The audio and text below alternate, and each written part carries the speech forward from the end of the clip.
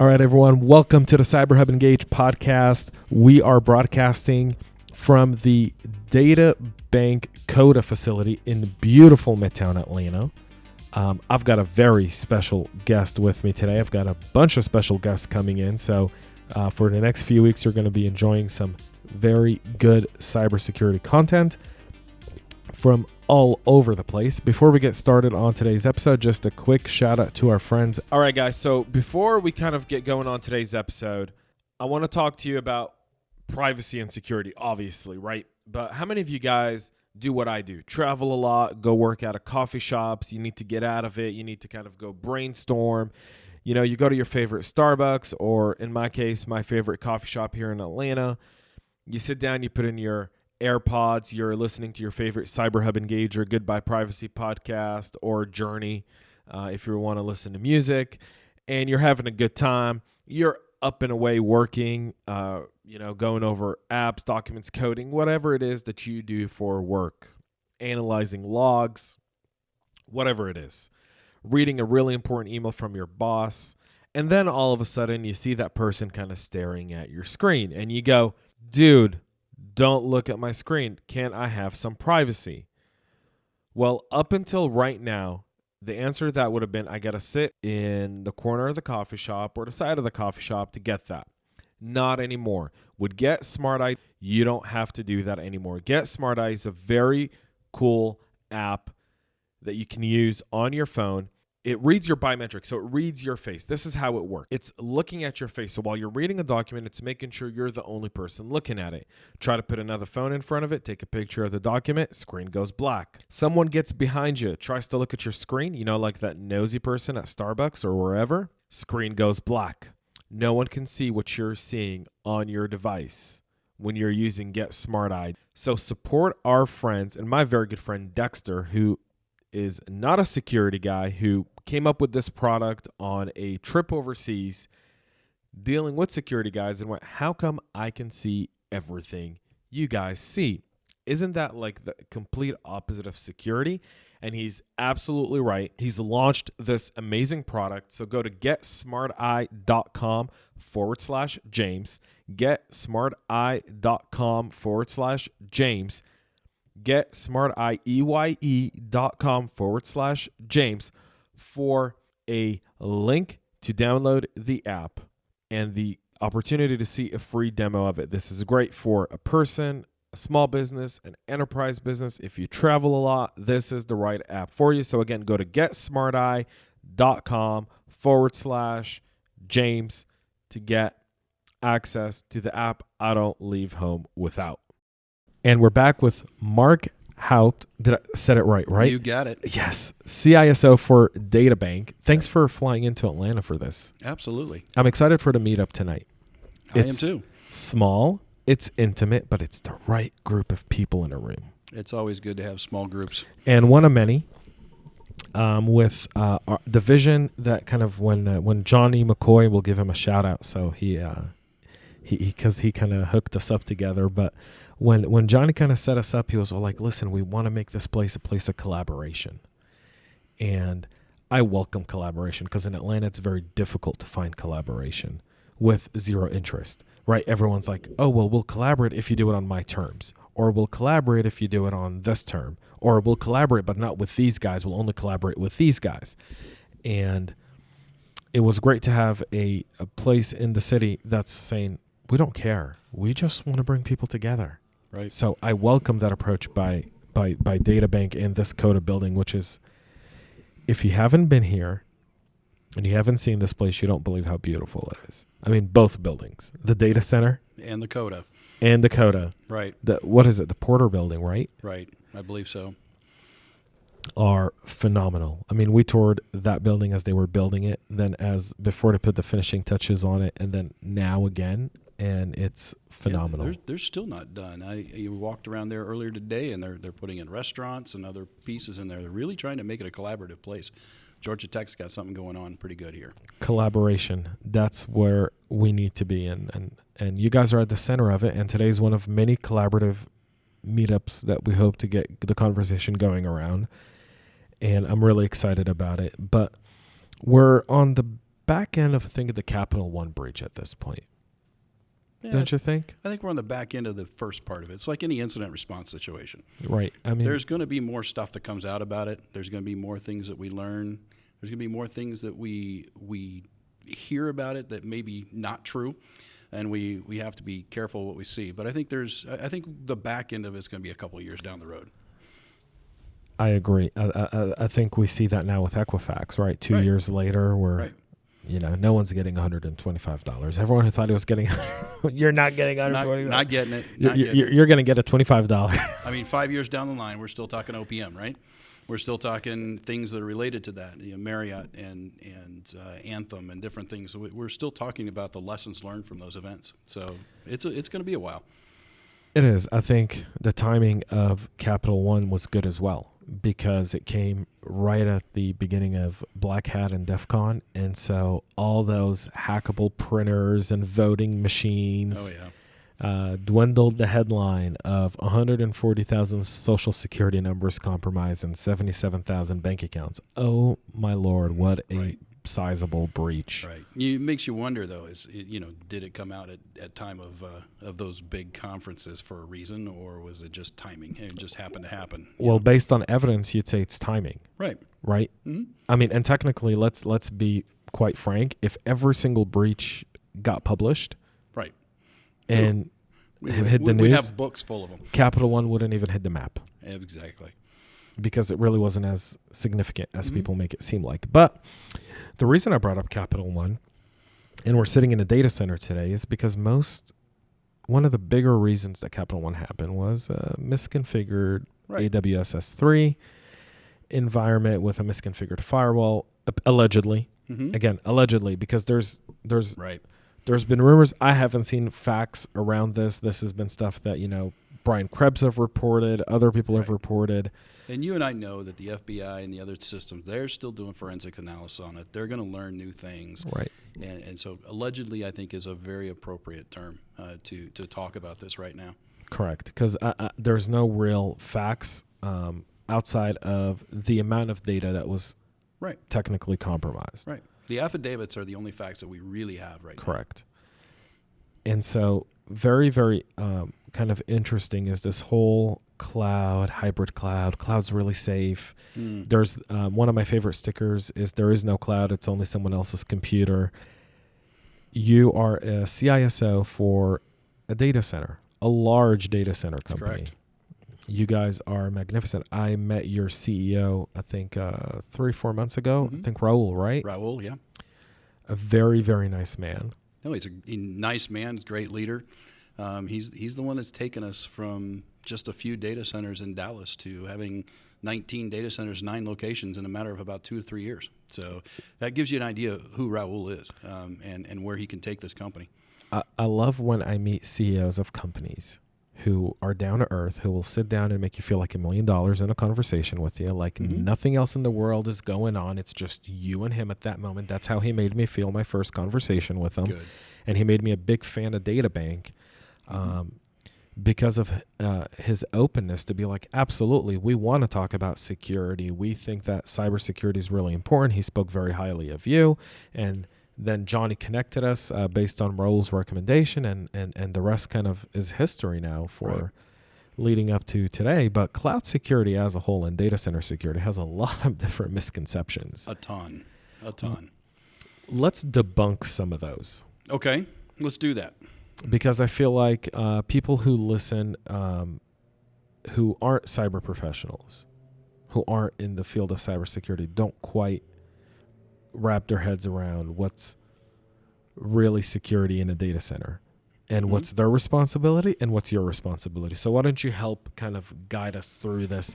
What's their responsibility? What's your responsibility? And then what questions should they be asking? Okay, great. So whatever's my responsibility is their responsibility. And, that's not, I'm not deliberately trying to put that off onto a customer that believes that they're hiring us to do something for them. If I were a CISO outside and hiring a data center to do my co-location services or to do my IaaS, PaaS, or even my SaaS offerings, my hybrid offerings, whatever it is. If data is leaving my facility, I still want to have some responsibility and some understanding and control over what happens in that facility or what happens to those systems. So that's probably the first myth that I would debunk.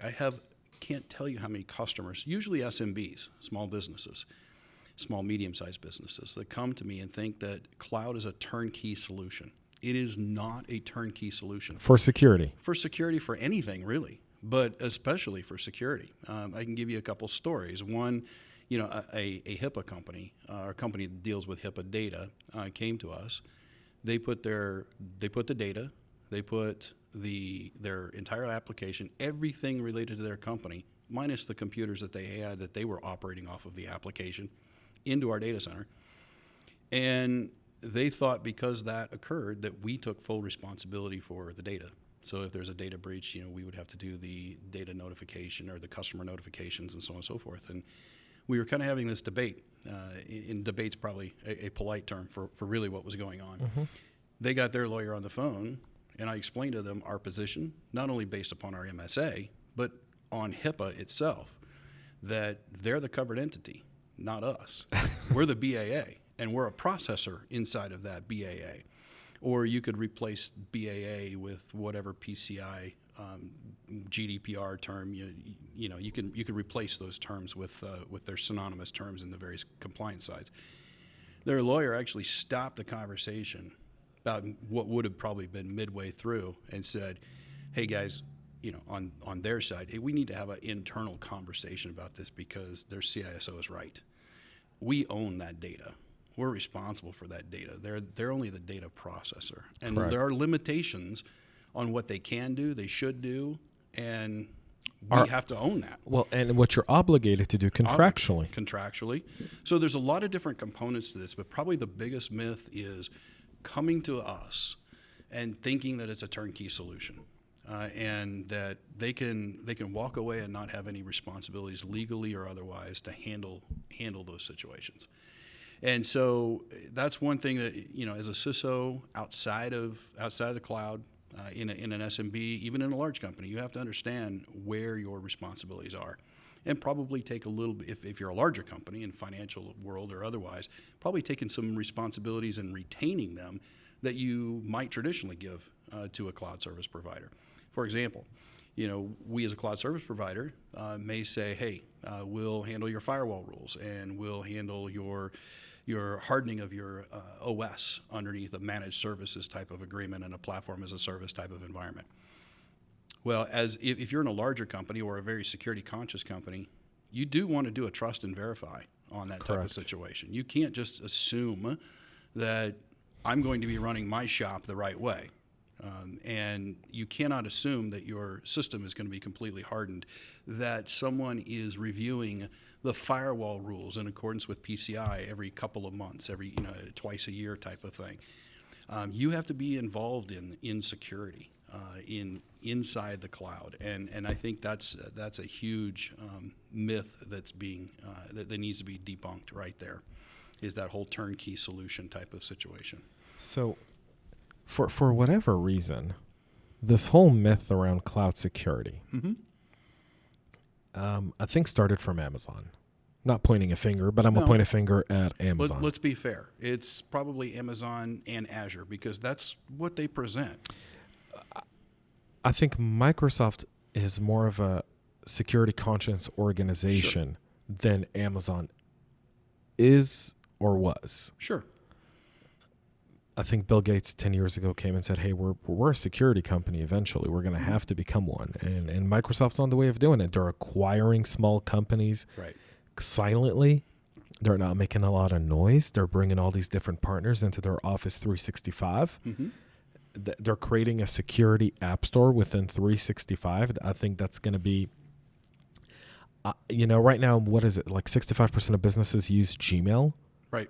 I think that number is going to turn in 5 years. I think so. I think Google's going to need to find other resources to mine if they're going to keep going. Well, or Google's going to have to open their wallet, right, and go on a shopping spree of securing Gmail, because Office 365 today offers a suite of stuff that's built into their email security that's just bar none, you can't get it on Gmail. Right. And not with the level of integration and configuration that you're able to get it at 365. Let's put it like that. You're absolutely right. And Gmail used to have Google Apps overall used to have a real strong tight hold on the academic environment. And they're losing that right now to Office 365 as well, because as academic environments who used to have these very good pricing models for their locally installed software, the Office software, even the server software, are now able to put all that stuff into the cloud, into Azure, into Office 365, and just simply download it.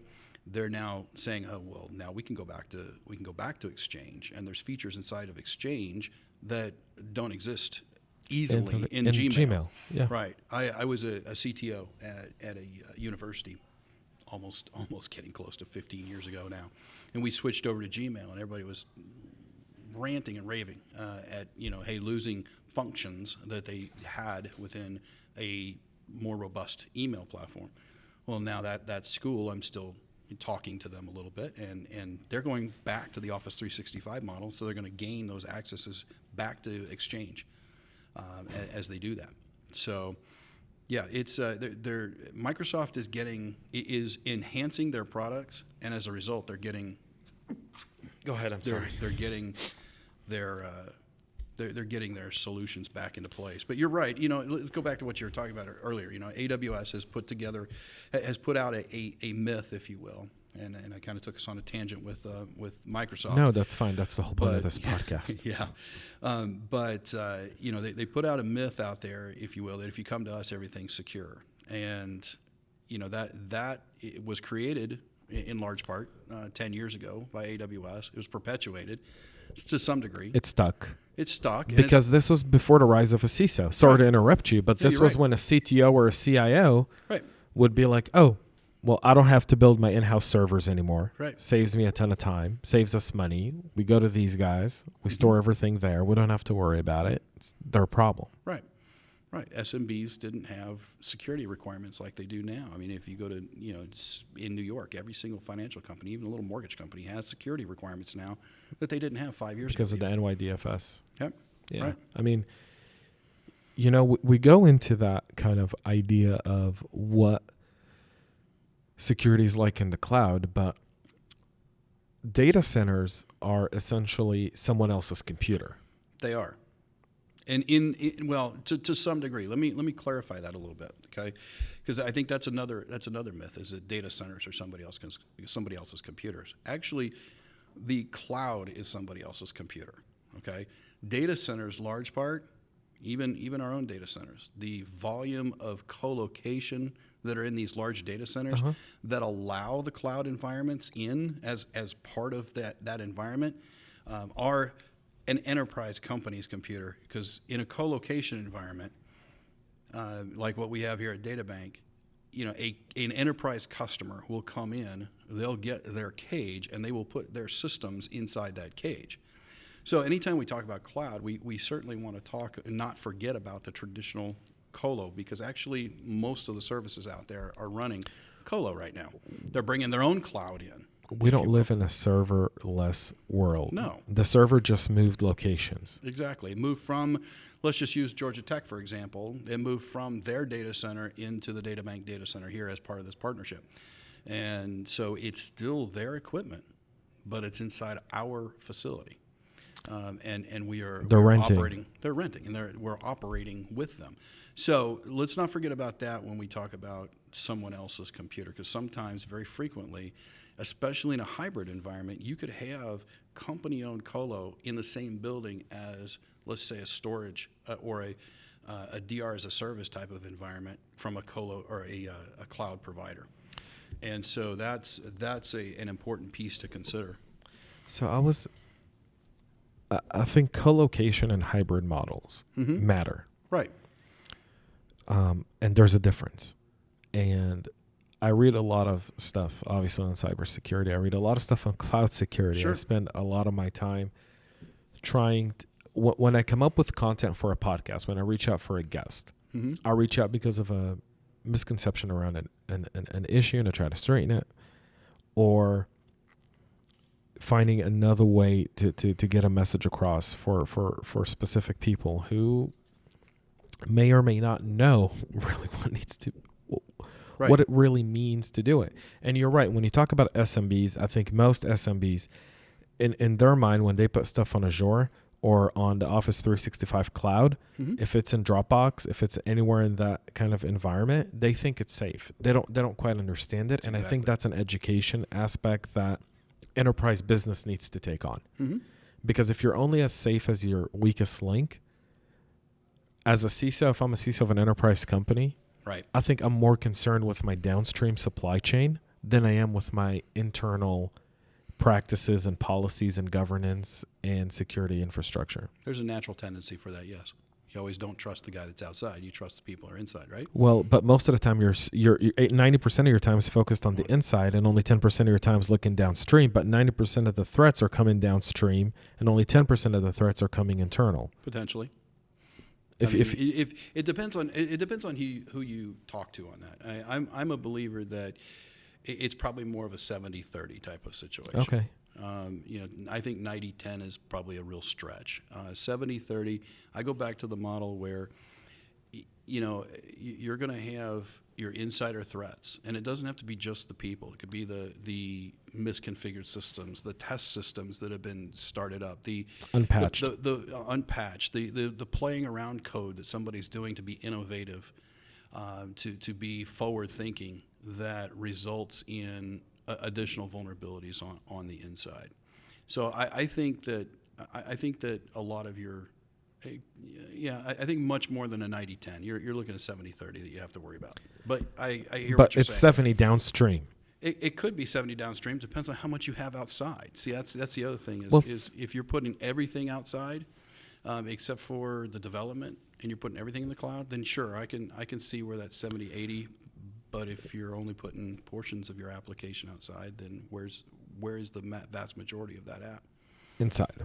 Right. No, but I'm talking about even your infiltration methods beyond the cloud, right? When you think of an enterprise company that has 2,000 to 3,000 vendors, sure, that either process data, deliver data, take data. Take data, right? Yeah, that's the big one. They take data and they process it internally to their facilities. Correct. And then they spit it back to you as a beautiful dashboard that you're paying thousands and thousands of dollars for because someone in sales or marketing thinks they need it. And oftentimes security can't fight sales and marketing. Right. You lose that battle every time. They make money, you cost money. Exactly. They're business drivers. You're supposed to be a business enabler, right? And that's that balance of the role of a CISO. Yeah, forget the CIA triad. There's other legs that you have to stand on when you're a CISO. Right.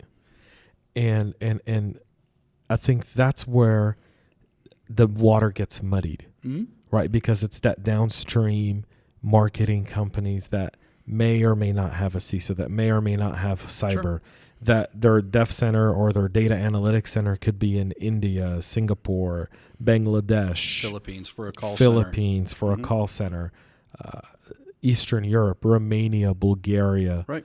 Places where I guarantee if you and I just took an expedition to one of those countries with $10,000 in our pockets, we can access someone's system. I'm sure. With not even 10% of that money sometimes. Hey, we'll give you $1,000. Just take this USB drive and plug it in. That's all you got to do. That's all you got to do. Or like we saw the other day, just take this mock Apple Lightning cord and just plug it in. And by the way, plug in your phone to it as well. Yeah. Which is fascinating now, right? You think of the ingenuity of how bad guys target organizations. Yeah. Yep, absolutely. I mean that's kind of the fun of red teams is of thinking about and thinking like the bad guy in order to defend your environment. And that was always a fun thing that I did back in the day, is working with red teams and I think I even recently wrote a blog post saying, hey, if you want to have the best people do social engineering for you, go grab a sales guy from one of your competitors or another friendly organization and have him social engineer your environment. It's the cheapest social engineering test you'll ever have because those guys, the sales guys, are great at social engineering their way into getting information out of companies. And you know what? You're taking me down a different path, but I'm going to go with Sorry. this. No, I love this. I love this because it's the natural flow of the conversation. But you're absolutely right. When you think of a salesperson, right? Right. We always talk about the workforce shortage in cyber, and it often feels like you got to have keyboard experience. And I'm one of those that argues you need 80% of your people to be keyboard guys. You need 20% of your people to be the thinker guys. The guys, like you said right now, the sales guy that you go in and be like, hey, if you were going to target us, what would you do? Right. Hey, marketing person, what ad would you put out? If, hackers know our geolocation. They know where our headquarters are. They see all the restaurants around. They can, fly in here. They can go and sit at the restaurant, see which employees go where, hear conversations, and then go into Facebook and create an ad that everyone clicks on and take them to a malicious landing page. Right. I mean, it's not hard. No. In fact, I once I worked for a company once. We had a physical penetration test done, and we spent a whole bunch of money to do it. And I probably could have had just anybody off the street do a portion of it, because one of the things that they did is they got on our website, they scheduled a tour of our facility, because part of what we do in computing and especially here at Databank with data centers is we want people to see to some degree what they're going to be getting into. We're not, and again, not trying to pick on AWS. We're not AWS where we keep people out. We build relationships and we show people. Pick on them. No. It's okay. You can click on, something as simple as clicking on the website and scheduling a tour and then going in on a tour and collecting, doing reconnaissance and collecting information as a pen tester from that perspective. You can get another sales guy to do that. That's what they would call secret shopper or competitive intelligence, but you can get somebody to do that for you pretty easily. So I remember when I worked at Verizon Wireless, and I was had to go shop AT&T and T-Mobile and Sprint, and at the time it was before Sprint merged with Nextel, so we still had Nextel, and you had Cricket. It was before we had like just 4 wireless carriers. Is when you had like 7 or 8. You still had Singular. It was before Singular and AT&T were one. And I was at Verizon and I had to go competitive shop our competitors once every like month and a half. But I'd have to go outside my territory, because if you go to the same store every month, they recognize you, and they secret shop you too. Right. Absolutely. You know they're coming in. They're coming in. Right, because sometimes they forget to take their badge off, or they're wearing the AT&T blue or the Singular orange. Exactly. Yeah, let's be smarter than that, right? It's like a hacker coming in wearing a hoodie, right? Sunglasses. Add sunglasses to that. Sunglasses to that. That is and the trench coat. Do hackers wear trench coats? Only when they're in their basements. Only in their mother's basements. Have you seen this trending thing about DEF CON? It depends on which one. I've seen a couple. Which one are you talking about? So I'm talking about the Las Vegas local news story saying, "Hey, DEF CON's in town, guys. Turn off your Wi-Fi's, turn off your Bluetooth." That's now familiar with that. It's like a running video and running meme of DEF CON. Yeah. A bunch of hacker friends of mine sent me this morning, guys that were at DEF CON. Some of these white hat guys, they sent me someone had taken that whole video and edited it and made something really, really funny of it. I'll have to show you that later. I can't post it. It's not for posting. It's for sharing. Gotcha. Virally, but through kind of the internal network. But it's so funny what people did with it, because they've taken it and they're like, and if you're in Vegas this week and you're at the Strip, well, the largest hacker conference in the world's in Vegas. Whatever happened to what happens in Vegas stays in Vegas. Right. I mean, these guys, that's why they do it in Vegas. Right. Especially that group.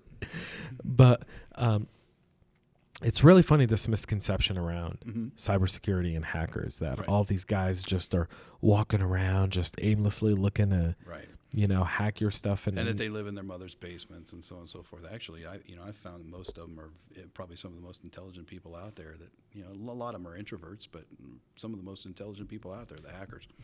So one of my really good friends, he's a white hat researcher for a big cybersecurity vendor, and he's based out of Dallas. And last time I was in Dallas, we got together for a Taco Tuesday, and he took me to the projects of Dallas to get tacos, because he goes, you can't get good tacos unless you're in the projects. And I said, sure, let's go there.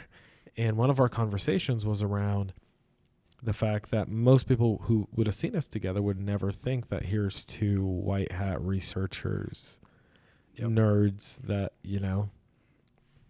sit around on their computers and just mess around. You wouldn't guess it. We get into kind of like this whole thing of cyber. Right. And your role is vitally as important because you're not only responsible internally, you're also kind of an external resource to clients. And you really have to balance your time. So what are some of your secrets in balancing this times? Because I think more today than ever, organizations look at people in the CISO role to be customer facing, where before it used to be, hey, sit in the darkest office in the company, no windows, and deal with it. Today, you're customer facing, you're in a suit, you're going to meetings, you're in pre-sales, you're in post-sales, you're in implementation, you're in delivery. How do you kind of manage that? Very carefully. That's all I can say. No, seriously. No, it's best practices. Best practices. Yeah, here we go. So very carefully is probably the easiest way to say it. Learn when to say no. Learn when to delegate is most important. And I try to only say no when it really doesn't have anything to do with security. Example, I was asked to do a webinar a couple weeks ago. Probably will end up doing it at some point, but asked to do a webinar. Really didn't have a lot to do with security. Now, there were functions of it with security, maybe a slide or two, but I was asked to do it, and I had to say, yeah, guys, let's put that one aside a little bit, and let's focus on something that really is security. I also have to go back to standard business practices as a C-level person. I have to understand what my role is, and lots of times CISOs don't understand what their role is because a lot of people grow up in the security business doing security, and they don't ever drop their technical prowess. When you move into the C-suite, you have to look in a different direction. You have to look at budgets. You have to look at staffing and manning. Not saying that I'm perfect or even great at some of that stuff, but you have to foster your team and know that your team can handle those kinds of things. You have to build a culture on your team and have a couple of people that are your go-to people. You're not necessarily by title, but reality deputy CISOs that you can delegate those things down to, because there's no way, even in a company our size, 19 data centers, 9 markets, 200, 250 employees, even at that level, it is difficult to meet all of the demands of the organization by myself. I have to be able to delegate. So, I've got people that's by title, it's an architect. Shout out to Tyler. Tyler's an architect extraordinaire, and he takes on a lot of those things, those meetings, if you will, that I can't make because I'm on an airplane, or I'm talking to you, or I'm talking to a customer. And so one of the key things that we need to learn as we move out of that technical prowess into a C-suite as a CISO is learning that we need to work on the business, not always in the business. There's and it's hard for me to say this because I am more of a servant leader type of person, but it's hard for me to say that there's other people that can do the in the business stuff. But the reality is that's in order for a team to work well, there has to be other people that can do the in the business stuff. And I always tell my team, my entire team, not just Tyler or others, but my entire team, my role here is so that you could be successful as security engineers, as architects, as compliance engineers, that you can handle, you have the knowledge, that I can transfer some of my knowledge to you so that you can handle these things that I can't get to for days that you can handle today. Right. And so going back to your question of, what are the secrets? Delegation, knowing where your focus is at. And I think a lot of CISOs forget that they got to work on the business and not in the business. And so working on the business, one of the things I do, a lot of sales, pre-sales stuff, a lot of I look at that as setting the expectations with our customers. Because one of the things I saw when I first came to the predecessor to Databank, so history-wise in 30 seconds, is that Databank acquired the company that I worked for. And so by technicality, I've been in this role for 4.5 years, but I've been with Databank for 2 years. So the company that I worked for prior, one of the things that was a challenge for me coming on board was the proper security expectation. There were lots of those customers. So this is really going back to your first question and that conversation we had about debunking the myth of turnkey security. There were a lot of customers that came to us that believed that we were turnkey security. And by me being involved, or someone from security, but predominantly myself, being involved in the pre-sales environments on high compliance in situations, been able to set those expectations properly from the beginning so we don't have to deal with those bad expectations, those myths down the road. So we're really coming full circle to your question right now. And being able to do that by working on the business in that way has been extremely helpful in our organization. Making sure that our customers who are very confused about FedRAMP, for example, because we do a lot of marketing with FedRAMP because we have a couple of ATOs and we have multiple data centers that have capability for FISMA and FedRAMP. And so lots of times we'll get SMBs that come to us that say, I got this thing in the contract that says I have to be FedRAMP compliant. I've got no clue what it is.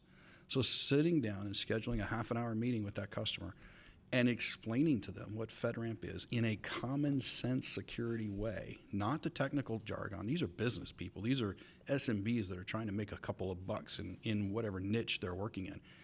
They don't know security. They need experts like us to talk to them in a language that they understand. So sitting down and talking to them in a common sense security way and explaining to them what FedRAMP is and answering their questions for them, again, is working on the business because it gets us in a good place. When they sign that contract, or that MSA, they have an expectation of what they're going to get and what they need to do.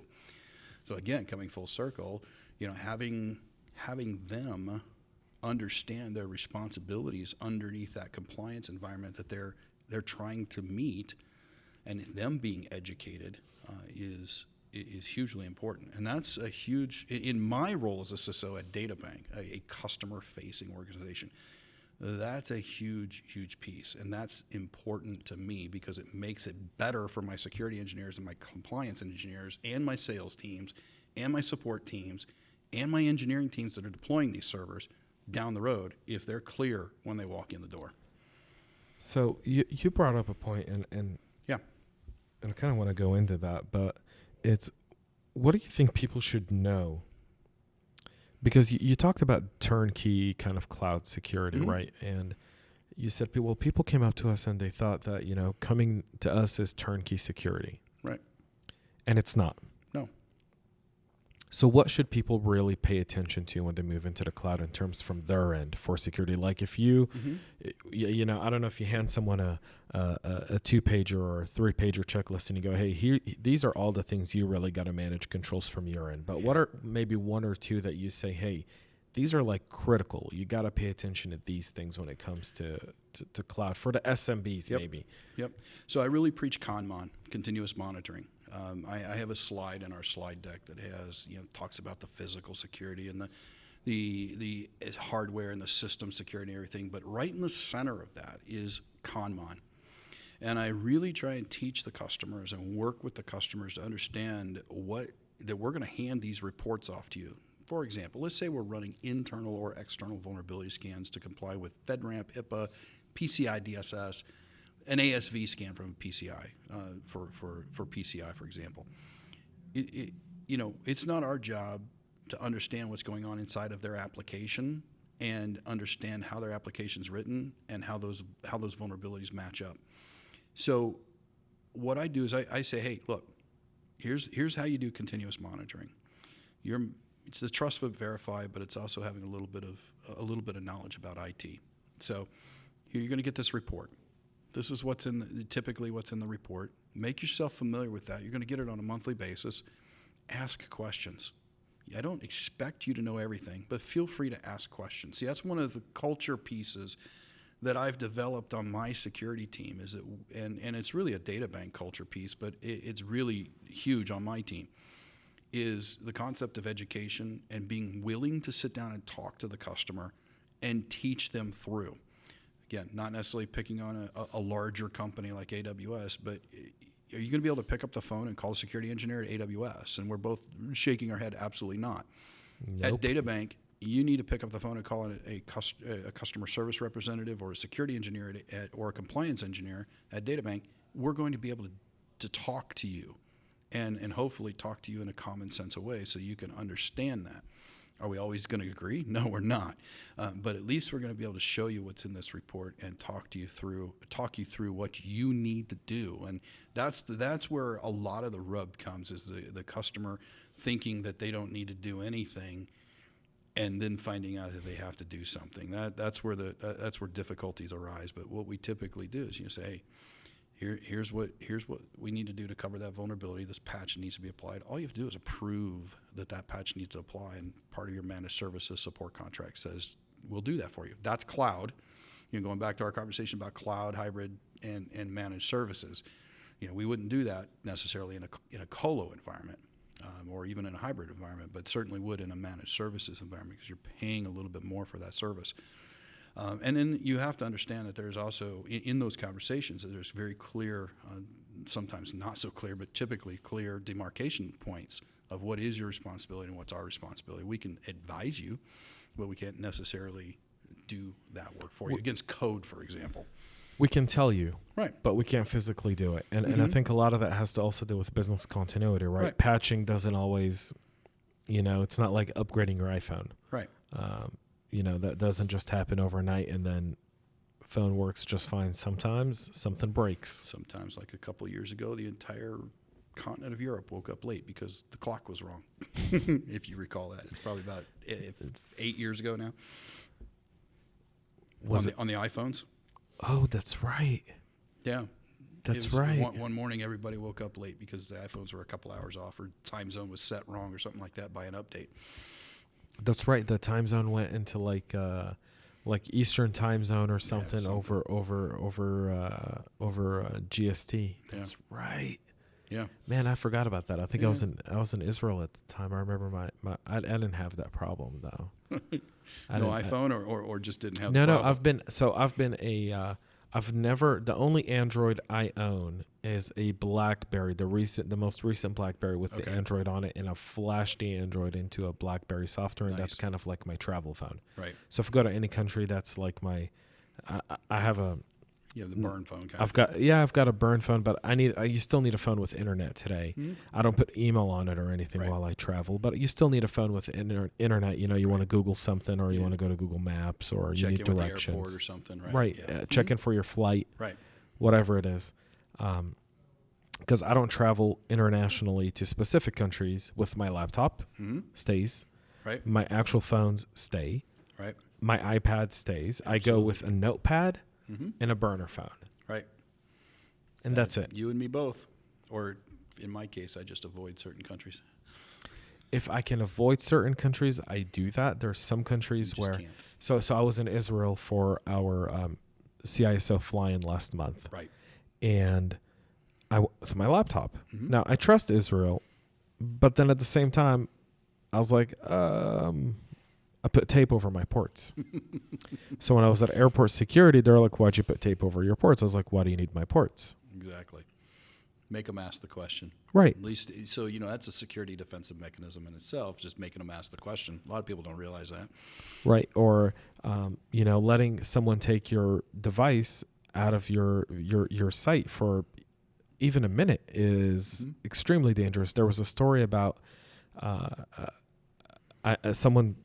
I know very, very well this actually happened to them. They run a very, very successful company, and they traveled to a country that's name starts with a C and ends with an A. Oh, yeah, that one? That one. Mm-hmm. And, there's a lot of those. Yeah, tons of them. Tons of them. There's about 4 or 5 I can think off the top of my head. So, but he traveled with his work laptop because he was going to a presentation to acquire business. Yeah. And when he landed at the airport, in some countries, you go through security as you enter the country. Right. And most people don't know that because in the U.S., when we land, we don't go through security. We go directly to baggage claim. We go to customs and baggage claim. Well, in some countries, for those who don't travel abroad, you go through customs And then from customs to baggage claim, you go through security. And then in some other countries, you go through customs, baggage claim, and then you're going through security. Like Australia, for example, you go through security when you land. Right. And it's more customs than security, but they say it's customs, but it's customs security. And you kind of have that kind of be the scenario. And they'll take your device, they'll flash it, they'll download everything off of it. Mm-hmm. And that's data they have. Right. You want them having that? No, of course not. That's why you take the burn phones. Yeah, but no one wants them to have data off your computer. And most of the time, when you go to specific countries, your entire visit is coordinated. Oh, yeah. People know you're coming. They know what flight you're coming on. They know what you look like. They've got target people looking for you. There's someone who's walking around with a piece of luggage that looks like they're also going to customs, but really they're an internal employee, and they're following you to point you out to someone else to make sure that they map everywhere you go until you hit customs and so forth, especially in specific kinds of business where you're have access to specific kind of data or people. Right. Absolutely. And that's part of I think a CISO role. I was having this debate, and I'll ask you about it. Do you think the CISO role is going to eventually evolve to a CSO role, where you're just going to be chief security officer? I think it should. Honestly, it really should. I mean, the old days of having physical security completely separate from information security is gone. Every single security questionnaire I get, every single audit I go through, every single conversation I have melds the two together. Why isn't a CISO already a CSO? Just take the I out. We are, most of us that do security are security professionals all the way around. Yeah, at the CISO level. You don't get there without having a fully rounded understanding. A 360 view into security. Right. I mean, let's face it. We're a NIST 853 shop. We don't hide that. In part because of our FISMA and FedRAMP solutions, we don't do ISO. We do NIST internally, as well as any applications to our cloud and our customers that we are responsible for. And so, there's 18 categories inside NIST 53, and one of them is physical and environmental. And I can't believe it's going to be too much longer before physical and environmental are two separate categories, and we go to a 19th category. It's coming. It's got to be. And I've seen some anecdotal conversations about that, but it's coming. They were having that conversation at the NIST conference last month in DC, right? Which is the thing about physical security being everyday people walking in, walking by, employees hiring, and then environmental being the chillers and the lights and power and all that kind of stuff. Yeah. Weather. Weather. Location. Where are you located? Right. That's with the risk assessment. So going back to your question though on CISO becoming a CSO. There's something else there too, and this is meant to be no disrespect to law enforcement at all, but a lot of your former law enforcement people that do 20 with the government, whichever it's SLEG or federal, and they do their 20, they get their retirement, and then they go become a CSO or a director of physical security or something at an enterprise company. A lot of those people have no understanding of cyber data security. Whereas a lot of the cyber and data security people have a complete understanding. And let's face it also, that law enforcement is completely different today than what it was 20 years ago. Correct. 9/11, 2001 changed that. Our law enforcement entities and the things that have happened in our country over the past 19 years, 18 years, have forced law enforcement into more of an active role. An active role. Let's say active role, because I don't want to go so far as to say other terms, but it's more of an active role where they wear more body armor. They have to wear cameras and all those kinds of things to protect themselves, and that's a different mindset and a different learning than what we do in corporate enterprise type of security. And I mean, certainly there's aspects of that. Don't get me wrong. There's aspects of it, but what we do with cybersecurity it encompasses everything now. And the days of the law enforcement guy retiring after 20 and becoming the CSO of a company, I think are gone for the most part. They can become elements of that. They can become elements of it from personnel protection or even director levels underneath a CISO or a CISO or a CSO, but they are not the top dog anymore, I don't believe. So I'm going to agree with that. I actually have a solution for it. I said this a while ago on on our older podcasts, and Mike is going to have to dig it up and maybe reference it in this episode. I said that law enforcement is going to be transformed in the next decade. Mm-hmm. Well, it's already been transformed in the last decade. Correct, but we went from a terror. When you think of post 9/11 and what you described, we went from a community policing to an active policing. Yes. So actively checking up on kind of the mix of community policing with active policing, which is being more involved with places where you could assume that radicalization or warning signs would show up, and so forth. And now police stations are getting phone calls, not only for robbery and, hey, someone suspicious is in my backyard. Someone hacked my computer and stole money. Yep. And the first person that calls their local PD, and then the PD has to call the FBI. And because they don't know how to handle it. Right. And it's not a knock against them. It's a reality. This is not a knock on law enforcement. This has zero. I have a lot of friends in law enforcement. Right. This is not a knock. We're not knocking law enforcement. Mm-hmm. What we're essentially saying is that law enforcement is going to be transformed, and we will have a cyber police department that will start investigating the kind of cyber activity, criminal activity that happens that is not of FBI concern and Secret Service. And I would argue that almost all cyber activity, because currently law enforcement has a couple different levels. You got your local, your state, and your federal, right? And and they have very clear jurisdictions within their operating principles. Correct. And so when something goes beyond the jurisdiction that it was initially reported to, it has to be escalated up to the next jurisdictional level that could have impact. And with our systems in the cloud, in multiple data centers being backed up across the world, across the United States, it almost automatically becomes an FBI issue because that's the federal entity of jurisdiction. It's outside of the jurisdiction of Georgia state, for example, or of the Atlanta locale. It goes outside of that. So I'm a firm believer in that we need to reform the way our law enforcement investigates cybercrime. Mm-hmm. There has to be a local element within a local police department. And I don't know that it needs to be on a city level. Maybe it should be at a county level. Mm-hmm. Right?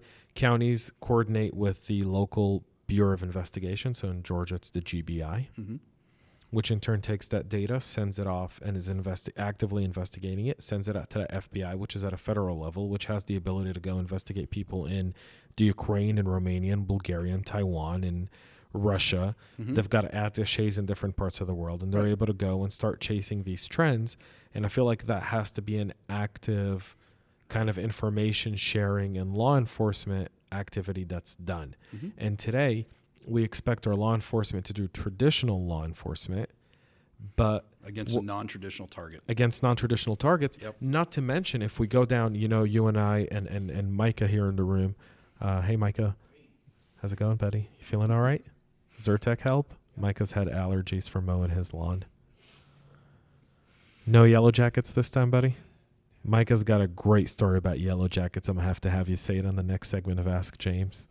He got stung all the way through and through. 18 Ouch. Different bee stings while he was mowing his lawn. Didn't even feel it. What's the mascot of Georgia Tech? Yellow jackets. Here we are on the Georgia Tech campus, and we're talking yellow jackets, right? We're talking yellow jackets stinging Micah 18 times. Pour gasoline down their nest and set it on fire. Wow. That's something take them out. That's something Georgia State would do. But one of the things that what was my train of thought before I went into it? Talking about changing the way that law enforcement investigates cybercrimes. Right. So we're all family people here. So one of the most common and most typical cyber crimes that goes on today locally is cyberbullying by kids. Right. And that's something that today local police departments don't even know, one, how to investigate. Nope. They call in the GBI to help them with the forensics. Right. Number two, they don't know how to prosecute because most city ordinances don't address cyberbullying. Mm-hmm. And number three, don't know how to treat it and eliminate it because they're not aware of how to address it. So they're using old anti-bullying slogans. Oh, yeah. And they're rehashing them and going, well, it worked to stop bullying. No, it didn't work. I mean, I was in high school 20 years ago. My 20-year reunion's in a few years. Let me tell you something. It didn't work. It didn't work. People still got bullied. People still got shoved in recycling bins. People still had food thrown in the back of their head. But look where we are today. We're at the top of what we're doing, right? We are. We learned something. We learned something. I think I learned I didn't want to be in the trash can anymore. Let me put it to you like this. I think bullying with the right support around it will either give you mental toughness or mental breakdown. Oh, yeah, absolutely. And it's part of life. Life isn't all, good news and dandy and happiness. Life has challenges in it, right? And so I'm not condoning bullying, Nope. but I'm just saying that bullying either builds character or it doesn't. And it just depends on how you're raised. But the other part of it is that law enforcement needs to have a more active role. Yeah. And today there's more NGOs around cyberbullying than there are around anything else. And that's one of the most fascinating things. Well, you're absolutely right. And so because of that law, going back to our conversation about the law enforcement, they're using old tactics, but they're at least starting to go down the path. And they're trying. They're trying. And, that's one thing I really am passionate about in our security community is that we need to reach out to people like law enforcement. The whole education about cybersecurity is important. Getting involved in high school incubator programs to teach the kids that it's not there's a whole other piece besides just creating code. And the people that do code, man, they've got a great marketplace out there for, hey, come be coder. There's great marketing. They do that great. And so we need to do something similar with cybersecurity and let people know out there that, hey, there's this whole community that can work that. But one of the keys with law enforcement is we need to reach out to law enforcement, but law enforcement also needs to let us allow them or let us teach them. Example, I live in a very rural community, about 15,000 people in central Illinois, and an event occurred there where there was a very damning statement, if you will, put on Instagram. And in communicating with the local police department, God love them, but they're like, okay, so what do I, how do I figure out whether, because Instagram blows things away so quickly, how do I get to this thing? How do I understand? I'm like, well, kind of guided them through the process of you need to draft a subpoena and send it directly to Instagram and ask them to provide the evidence that you need for that. So, we as the cybersecurity community need to reach out to our traditional law enforcement detectives and investigators and say, hey, we're here. If you need to confidentially talk about something, I can come into the local PD and sit down in a room and we can have a quick conversation about what is this technology and how to address it from even a forensics or investigative perspective. Because, let's face it, a lot of us have done or do forensics ourselves. I was pulled into an event again, and this is actually how they kind of learned about me to some degree.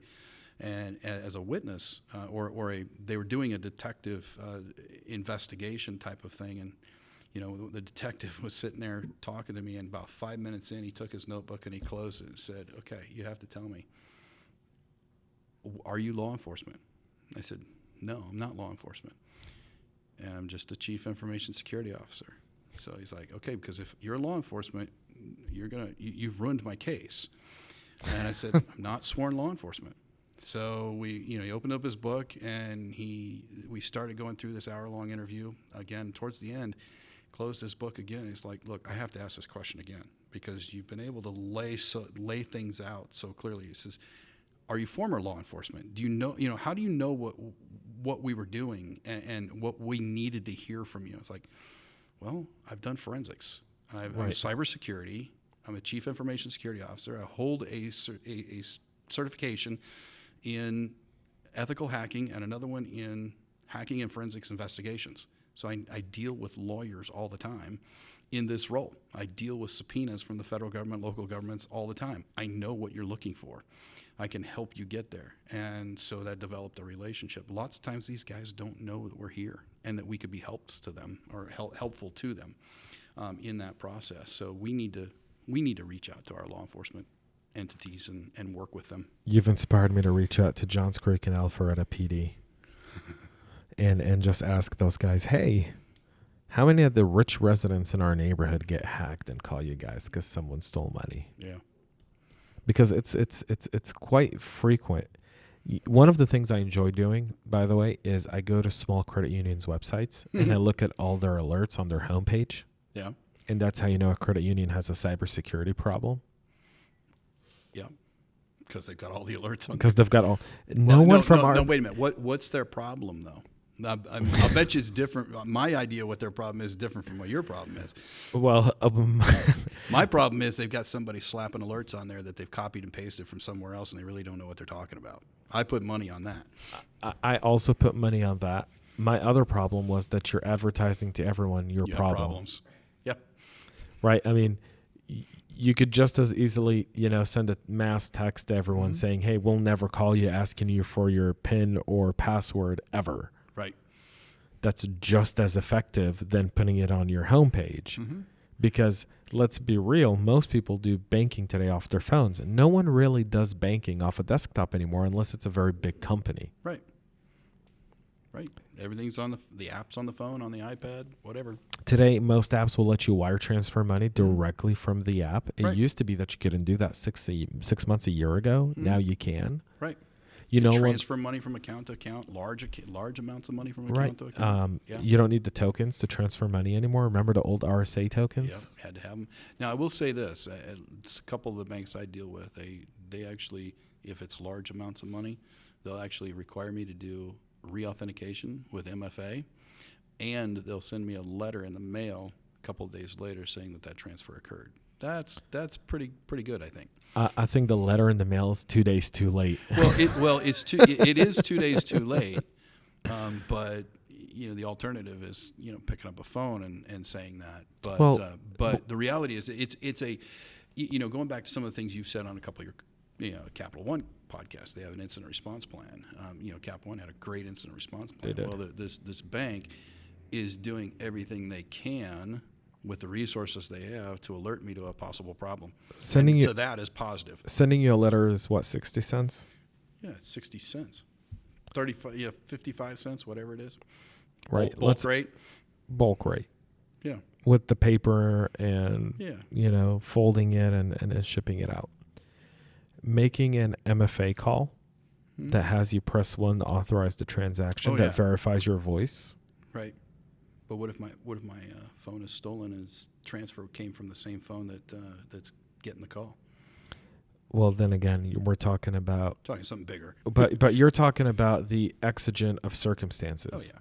Right? Yeah. Because most of those don't happen that way. Because most people, to log into your banking app, you need either your facial ID or your thumbprint. So even if you lost your phone, no one would be able to access it. You hope.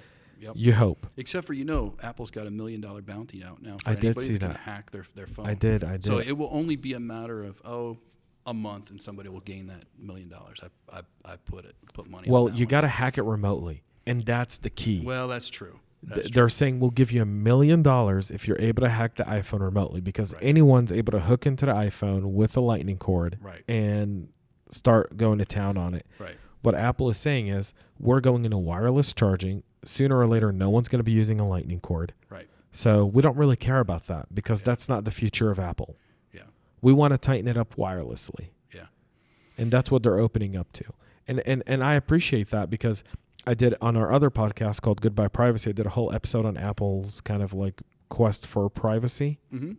they're making a strong play for being a big privacy advocate. Mm-hmm. So one of the things they're doing in iOS 13 is they're not allowing developers to let you log in using your social media anymore. Mm-hmm. They're giving you, the user, the ability to create a temporary Apple ID email so that when you log in to use an app, the developers can only track your usage on that app. They can no longer on the bigger app.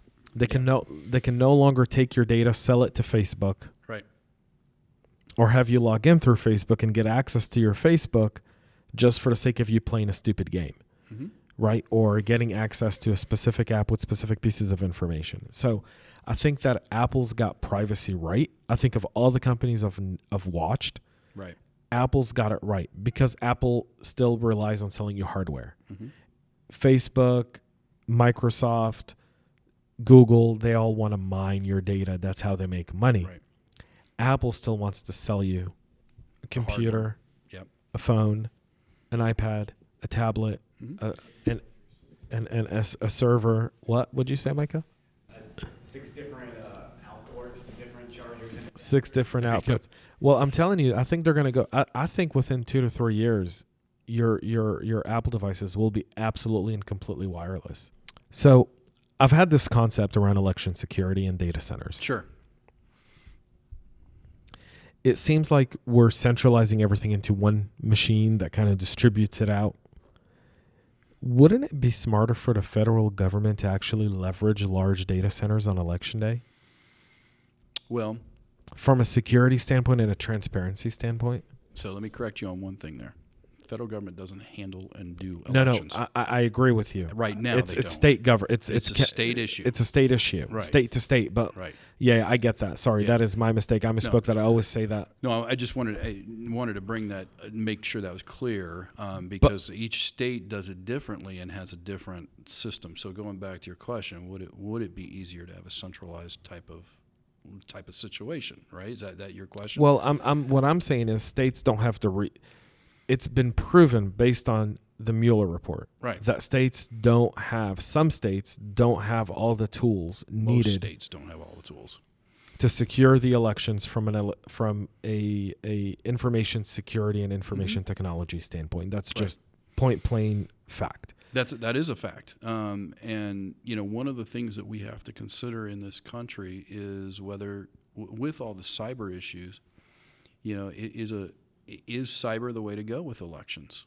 The opportunity to impersonate a person in an election, if it were cyber related, if it were a cyber election, is immense. I mean, we've proven, as you said from the Mueller report, that we can't secure at this time. We can't properly secure our election environment. Our election systems and the people that run them, individually in the states. Some states are have incompetent. Money.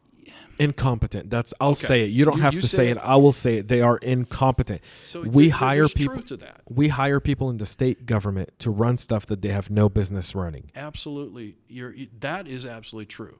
That to go so far as say incompetent, I might disagree on it. I think they're not properly trained. There's 4 states I can give you that have incompetent people running it, people that have no business being in that role whatsoever. Absolutely. And lots of times, it's one of those deals where people get into a state government and you don't get fired from it. It's like impossible to get fired from state government. Right. It's impossible. Right. And we can go down the reasons for that. So then, coming back to what do? We centralize all systems so that the incompetent people don't have any hand in it whatsoever. And, if you centralize those into 1 or 2 pieces of software or 1 or 2 data centers, then do we end up with a page type of situation where the data is taken or altered? So, because somebody's going to have administrative access to those systems somewhere down the line. So let me stop you. You're referencing to Paige Thompson, the alleged hacker behind the Capital One correct data breach. So, yes, and no, and I'll explain why. Okay.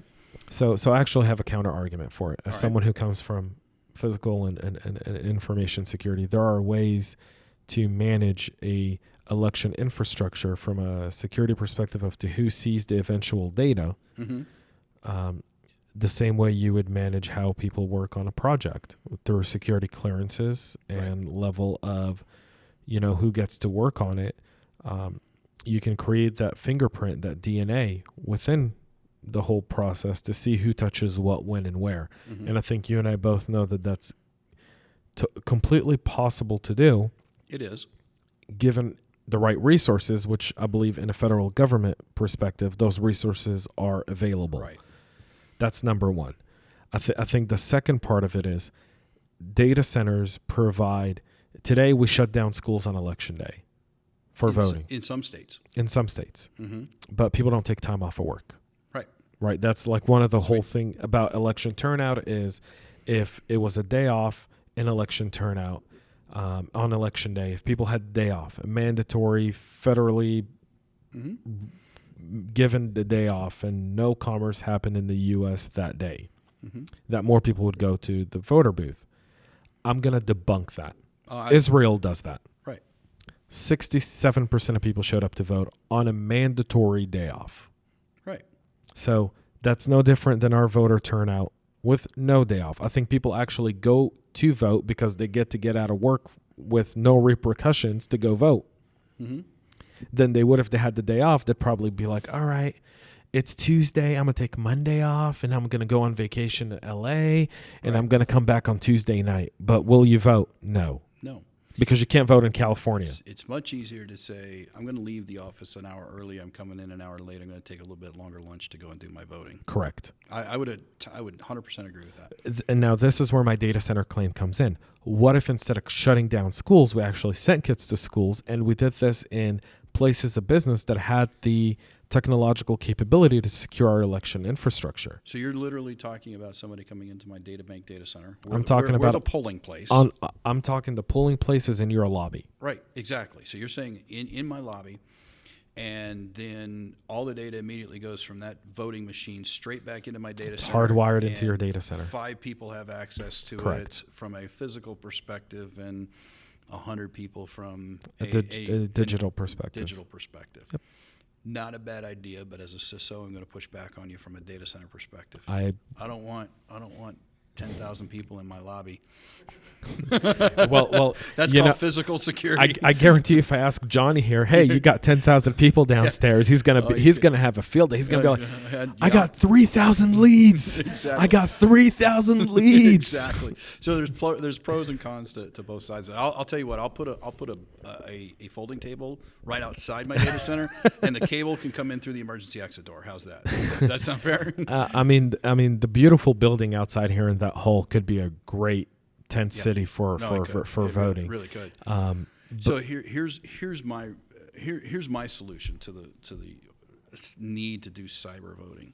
Is there needs to be in my locale where I do voting, I get no receipt back that says how I voted. I don't either. So we could take these cyber systems and they can suck in our data and they have to spit out a receipt that says this is how you voted. And on that, you can electronically sign, you can physically sign, how you would with a credit card right now. You take the little light pen and you sign, say, yes, this is mine, an attestation that this is my vote, and you can walk away with a piece of paper that said this is how I vote. So if somewhere down the line that, a week later somebody starts questioning it, you could walk into the county clerk's office, the circuit clerk, or wherever you're at, and say, this is the way I voted. Here's my signature on here, just like a credit card statement. Validate that this was actually recorded that way. So you have 2 pieces of information that show. Now, as with anything, could they be manipulated? Could they be hacked? Investigations you would have to ensue if somebody actually showed up with one of those that didn't. But you could easily do things like, do a stamp on them that's embedded or something. I'm going to push back on that because you're absolutely right. Pieces of paper are easier to forge than a digital signature. Sure. Anytime a machine spits it out, I can take an older model and have a machine spit out a piece of paper, right? Unless we're printing it on paper that looks and feels like money. Like money, there you go. Right. Some sort of a But that's a very expensive proposition to finance for most states and even on a federal government level. But how big of an issue is it if we keep having Florida 2000s and hanging chads over and over and over again? How much money are we spending on this over and over again? Why can't we use biometrics? We potentially could. I mean, our biometrics already exist in a government database. Everyone who has a driver's license, an ID card, or a passport has his biometrics in a government facility. Yep. So why not being able to vote and verify that using your biometrics? Because there's an element of our population that would not hand over their biometrics. That's one. I think there's an element of, and then that element of population forfeits their right to vote. Because the will of this country has been for too long. We've made decisions based on what a small few, a minority, has asked to cater to the minority rather than what would be convenient for a majority. Right. Taking the majority out of the convenience of doing specific things like putting warm coffee in cup. When you order coffee, before Starbucks came along and started making these fancy cold cups of coffee, and even Starbucks uses different cups for cold and warm beverages. When you ordered a cup of coffee, never in your mind did you think you were going to get a cold cup of coffee. No. But now we have ice in it. Yep. Now we have ice in it. But for the longest time, and I remember this because when I started drinking coffee, I think I was about 14 years old, and that cup of coffee would say warm. And I'm like, really? Now it says hot because somebody spilled it in their lap and sued. And won. And won. And millions of dollars.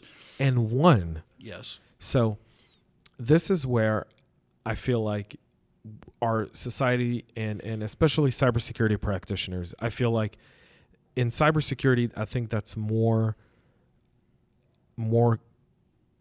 demonstrative than other industries is we work based on the majority, not the minority. The minority goes into that small room and goes through extra training. The minority goes through when 20% of your company fails a phishing test, you're not retraining the 80% that passed. You're retraining that 20%. 20%, yeah. And then you're going to do a test to that 20% at a later date. And they're the ones that are going to be doing it again, right? So we're working on the minority that doesn't fit with the majority purpose of the organization. Agreed. So I think that in elections, we have to say, hey, we're going to secure our elections. We're going to put these security things in place. Right. And we're going to cater to the majority because the majority isn't going to have a problem doing it. Right. And the minority that has a problem doing it, guess what? You've given up your constitutional right to vote. No difference than if you're a felon and you can't possess a firearm. Because you committed a felony, you can no longer possess a firearm. Right. We're not pulling firearms from everyone because one guy committed a felony. Just pulling from the people that committed the problem. Correct.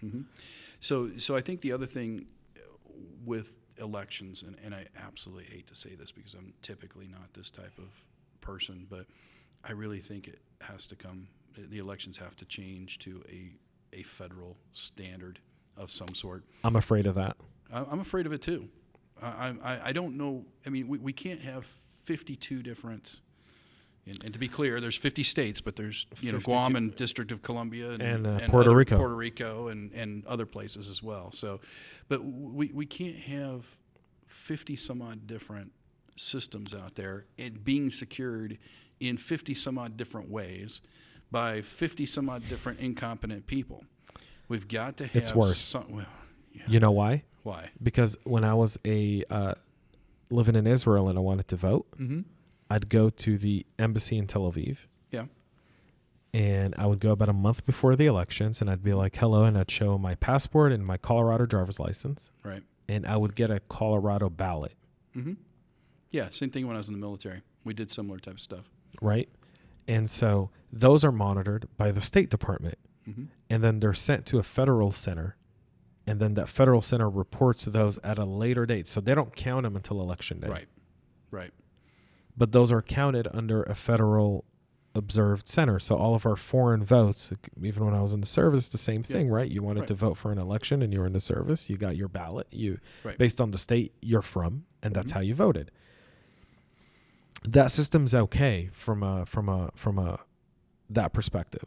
I think locally you bring up a point which I think is the debate is on a federal level. I think the federal government should be in charge of providing the state the level of security needed. That's what I'm talking about. And to be clear, is that there's again, I'm not a regulation kind of person, but there has to be a baseline standard of the way that these things are maintained, by whom they're maintained, who operates them, who secures them, so on and so forth. There has to be something that is that I can expect if I live in Illinois and I move to Montana, that I may see a different ballot. It may go into a different machine and act differently from the front end, but from the back end, I know that the security of the system is the same in each of those locations. It would not surprise me if you retired to Montana. Why do you say that? I just gave it away, right? My parents retired to Montana. I'm in love with Montana right now. I hear Montana is very, very beautiful. When I worked at Verizon, Montana was one of our mountain region territories, and I used to have to go out there every once in a while. The western side of Montana, on the western side of the Continental Divide. Missoula, Kalispell, that area. Yeah, very nice places. Yep. Very, very nice places. And for a while there, Verizon was the monopoly. You couldn't get any other service then. Right. Can you hear me now? It was great. Like, you had a bunch of other cell phone carriers, but they had no reception outside the city, and no one lived in the city. No pin drops, right? Yeah, no pin drops. Not at all. We could keep going forever. I want to be respectful of time. And so I see we also got a note on the door. What's that say? The internet is going to be going in and out for a bit, and not to worry about it. Oh, internet's going to be going in and out for a bit. Imagine that. Internet goes in and out in a data center. You guys are still building this facility. This facility is still under construction, technically speaking. It is very, very close to being done. I'm guessing, based on what I know, that is probably for the office, not for customers. Yeah, it's specifically just for this. Yeah. It's just for this room? Yeah. Are we being targeted? Is there like a... They're working on the switches. They're working on the switches? Yeah. Okay.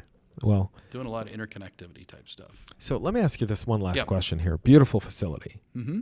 Awesome. Collaboration. You're doing something in Texas at the end of the month, right? Yes. Plano or Dallas? So we have 3 facilities in Dallas area, on the Dallas side, not on the Fort Worth side. So we have a facility in the heart of Dallas, in Richardson, and in Plano. And our newest facility in that area is in Plano. It's a huge I want to say 300,000 square foot facility total. Secured with fences on the outside. It's very clearly a data center or something that, the government would have built there. But one of the things that we really like to do, this podcast being one, is we don't like to be shutting people out. And so we bring people in. So on the 27th of August, in our Plano facility, we have classroom space there. And we're bringing in, and we also have small conference space that we can show you is actually... See, so you can have people voting in your facility. We can. We just I'm going to call Governor Abbott's office. All right, you do that. Set it up. But anyway, so we're having what's called Threat Day at the Databank facility there in Plano. We're not the only people involved. We're having some folks from the FBI and others come. And what we're talking to IT people, CISOs, CTOs, we're talking to them about threats that exist. I'm giving a presentation on DDoS, something that's been around for ages that still happens and still causes massive problems, and even in a data center. With the rise of IoT, it's becoming even cheaper to execute. Cheaper, easier to execute. Kids in their mom's basement or kids on the second floor of their parents' house are hiring botnets to take down their high schools. And it's a frequent thing. But in fact, I've known it to happen a couple of times. Come test day, guess what? The internet's not working for some strange reason at the high school or the college. I love those kids. 15 years ago, it used to be that the bomb threats were called into the colleges on test day. Now I'd say let's just take down the internet with a DDoS. Or crickets released all over school. There you go. For the less enterprising type of individual, yes. In Colorado. But yeah, you have lots of crickets out there. So we do. Might as well. But so Threat Day exists. We bring people in almost probably on a monthly basis. We have some great things that are going on there. We have a one of our folks, Wendy Stewart, who puts on a women in data center group, if you will. That's that awesome. That meets on a monthly basis. Sometimes they meet in our facilities. Sometimes they meet in other people's facilities. But Wendy, I think she runs that, maybe. But shout out to Wendy on that one. There's the couple of the other IT groups, LinkedIn groups, have met at the facility. We have that facility for that purpose, in part for that purpose. Not going to lie, it's also to show off our facility. There's always that ulterior motive, but it really is for people to come, get educated, and learn about things that are going on in the cyber world, in IT in general, depending on the topics that we present there. Where can people sign up for the event?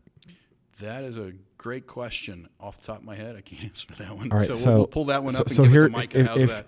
Here, Go to my LinkedIn profile and yeah, go from there. Well, we'll link Mark. You guys who's listening who are connected to me can reach out to me. I know where the event is. I'm going to try to make it out to Dallas to be at the event, although it'll be about a few weeks before CyberHub Summit here, and I have to get approval from the big boss, and I don't think she's going to let me go anywhere. I've been pretty much told I can't go to the airport unless it's to go see my daughter. Uh-oh. And then I got to be back same day. So I'm not even You're allowed. grounded. I am grounded until September 11th. And then on September 12th, I am a free man. Free at last. I am a free man. Great words for Atlanta, right? Free at last. Free at last. It is great words for Atlanta. It's actually one of my favorite speeches. Yeah. It is a good one. It's one of my favorites. You ever been to Washington, and there's a little dial right on the ground Mm-hmm. there, and at the Lincoln Memorial where that speech was given. It's very moving to stand there and say, yeah, well, besides the people not being there, I'm seeing exactly what Martin Luther King Jr. saw when he gave that speech. That's pretty poignant. So I'm a history buff. So Yep. whenever I'm in DC, I always try to get in 2 or 3 museum visits when I'm on the Hill.